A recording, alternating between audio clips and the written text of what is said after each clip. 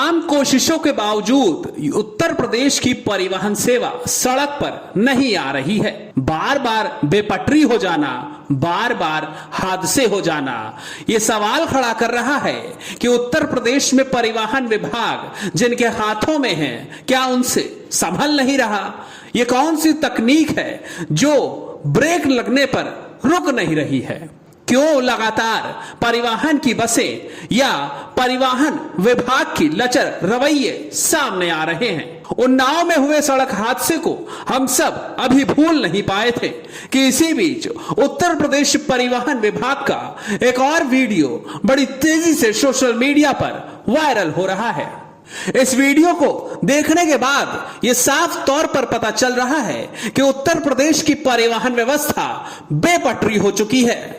उत्तर प्रदेश में डग्गामारी पर लगाम नहीं है। उत्तर प्रदेश में जो मौजूदा बसें हैं वो खस्ता हाल हैं। उत्तर प्रदेश में परिवहन विभाग के बारे में कोई सोच नहीं रहा है। उत्तर प्रदेश में परिवहन विभाग धरातल में जा रहा है। कभी बसों की छतों से टपकता पानी दिखाई दे रहा है तो कभी ऐसी स्थिति आ जा रही है कि लोगों से चंदा मांगकर बसों की हालत को ठीक किया जा रहा है। एक ऐसा ही वीडियो उत्तर प्रदेश परिवहन विभाग की बेहतर व्यवस्था वाले सपने पर तमाचा मारते हुए सामने आया है। यह वीडियो उत्तर प्रदेश राज्य सड़क परिवहन निगम के रुपहडिया डिपो की बस का बताया जा रहा है कि राह चलते हुए इस बस का टायर पंचर हो गया। पंचर हो जाने के बाद यात्रियों को लगा चलो गनीमत है, सिर्फ पंचर हुआ, थोड़ी देर में बन जाएगा, हम फिर अपने सफर पर निकल जाएंगे। लेकिन जनाब, वो सपना जो यात्रियों ने देखा था वो सपना ही बनकर रह गया, क्योंकि जब उन्हें पता चला कि जो बस पंचर हुई है उसको ठीक कराने का पैसा भी परिवहन विभाग की तरफ से नहीं दिया जा रहा है। बसों में बैठा यात्री क्या करता? मजबूरन उसने ये सोचा कि चलो कंडक्टर साहब से बात करके कोई रास्ता निकाला जाए, और जैसे ही बात करने पहुंचा कंडक्टर साहब ने शर्त रख दी कि आप चंदा इकट्ठा करिए, हम पंचर बनवा देते हैं। और फिर क्या था, एक एक करके सभी यात्रियों से पैसा वसूला गया, वसूल करके पंचर बनवाया गया और फिर से उत्तर प्रदेश परिवहन विभाग की इस बस को सड़क पर सरपट दौड़ाया गया। इधर से लखनऊ से जाएगी, रुपहडिया डिपो की है, लखनऊ से ये हम लोग अवध स्टेशन से बैठे थे रुपहडिया के लिए। 7 सवारियां इसमें नाथपाड़ा की हैं और 2 रुपहडिया की और बाकी सब बहराइच की हैं। ये टायर यहाँ पे खराब हो गया इसका। कंडक्टर साहब ने स्टेपनी खुलवाने की कोशिश की, उसका नट फ्री हो गया, नहीं खुल पाई। टायर जो पंचर हो गया था उसको खोला गया, पता लगा उसका ट्यूब बिल्कुल खराब है, ये ठीक नहीं हो सकती है। ड्राइवर महोदय ने बात की अपने अधिकारी से, अधिकारी साहब ने सरेंडर कर दिया कि हम, और इन्होंने खर्चा बताया कि 1100 रुपये खर्चा आएगा, उन्होंने कहा ट्रांसफर कर दिए। रात के 9 बजे ट्रांसफर, परिवार वाली महिलाएं जो उधर लगाओ, ये महिलाएं बैठी हुई हैं, सब महिलाएं, इनको ट्रांसफर किया जाए बहराइच के लिए। तब मेरा ये विचार आया कि करते हुए इस रोडवेज प्रशासन के ऊपर, रोडवेज विभाग के ऊपर, परिवहन मंत्री के ऊपर करते हुए मैंने ये किया कि 20-20 रुपए सबने इकट्ठा किया, ये चंदा करके 20-20 रुपए इकट्ठा करके पब्लिक ने दिया है, तब ये इसका ट्यूब बदल करके और टायर बदल करके, ये दुर्दशा है। ये वीडियो भेजूंगा योगी जी को और परिवहन मंत्री जी को। अरे परिवहन मंत्री बस में क्यों नहीं आते हैं? इसी पब्लिक के वोट लेकर के जाकर के मंत्री बन करके बैठते हैं। कभी किसी ने सुना आज तक कि कोई परिवहन मंत्री रोडवेज की बस के अंदर बैठा है? कभी नहीं। लेकिन इन सबका वीडियो सोशल मीडिया पर वायरल हो गया है, और इस वायरल वीडियो के बाद उत्तर प्रदेश परिवहन विभाग की बसों के साथ साथ इनकी जिम्मेदारी संभालने वाले अधिकारियों और मंत्रियों के ऊपर सवाल खड़े हो चुके हैं। लोग पूछ रहे हैं कि क्या ड्राइवर, कंडक्टर और खुद विभाग के पास इतना पैसा नहीं कि वो पंचर बस का पहिया ठीक करवा सके? कुछ लोगों का कहना है कि यात्रियों ने खुद चंदा वसूल कर बस सही कराई और किसी ने इसका वीडियो वायरल कर दिया। तो इसमें भला ड्राइवर, कंडक्टर का क्या कसूर? उन्हें आनन फानन में नौकरी से निकाल देना बिल्कुल भी सही नहीं है। अगर सजा ही देनी थी तो रूट ऑफ किया जा सकता था।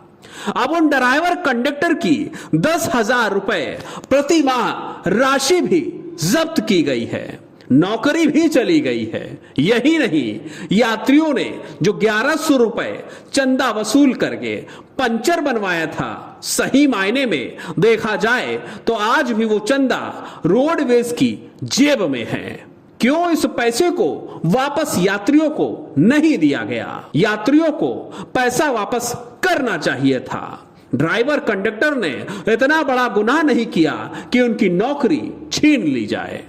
चलिए एक बार ये मान भी लेते हैं कि इसमें ड्राइवर और कंडक्टर की कोई गलती नहीं थी, लेकिन क्या विभाग ये कह करके अपना पल्ला झाड़ सकता है कि इसमें ड्राइवर और कंडक्टर की गलती नहीं थी?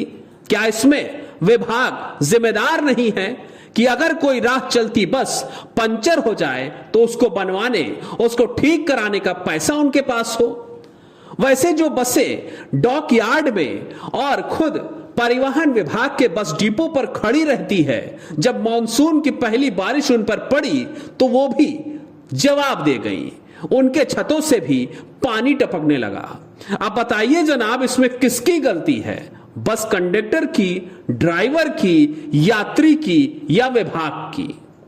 हां, यात्री की जरूर हो सकती है कि वो बस में बैठा था तो उसके पास छाता नहीं था। आप बसों पर लिखवा दीजिए कि मॉनसून में बसों का सफर करने से पहले अपने साथ छाता लेकर आइएगा। हमारी कोई जिम्मेदारी नहीं अगर छतों से पानी टपकने लगा तो। फिलहाल उन्नाव में हुए हादसे के बाद उत्तर प्रदेश सरकार के परिवहन मंत्री और उनकी कार्रवाइयों के ऊपर भी सवाल उठने लगे थे।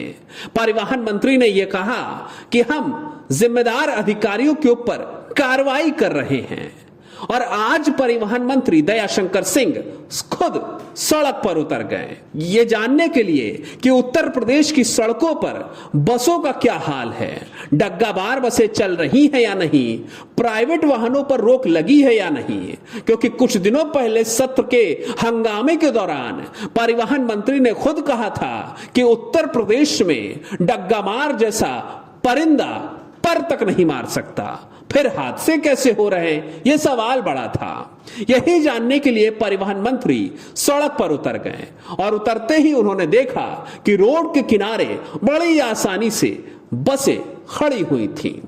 परिवहन मंत्री तिलमिला गए। उतरते ही उन्होंने बसों का निरीक्षण किया, सबको जब्त करने की बात कही। दरवाजा खोलते ही बसों के अंदर आधे कपड़ों में मौजूद बसों के कर्मियों ने उनका स्वागत किया, लेकिन नाराज मंत्री आज कार्रवाई करने के पूरे मूड में थे और उन्होंने लताड़ लगानी शुरू कर दी।